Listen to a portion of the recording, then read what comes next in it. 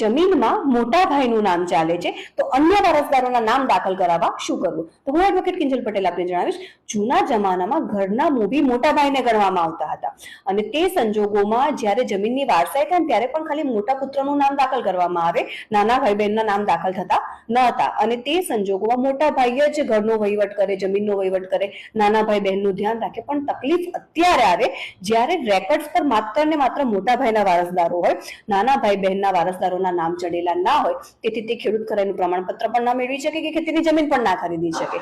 તે સંજોગોમાં નાના ભાઈ બહેન એટલે કે નાના ભાઈ બહેનના જે વારસદાર છે તે વારસાઈની નોંધ જે ખોટી પડેલી છે કે જેમાં માત્ર ને માત્ર મોટા ભાઈનું નામ દાખલ થયેલું છે તે નોંધને ચેલેન્જ કરી શકે છે અને સાચા વારસદારોના નામ દાખલ કરવાની કાર્યવાહી કરી શકે છે. પરંતુ જો કોઈ હુકમથી એટલે કે ખેડે એની જમીનનો હુકમ, જે ગણોતનો હુકમ આવતો હતો તેવા હુકમ કે કોઈ પણ હુકમથી મોટા ભાઈનું નામ દાખલ થયું હોય તો તે સંજોગોમાં નાના ભાઈ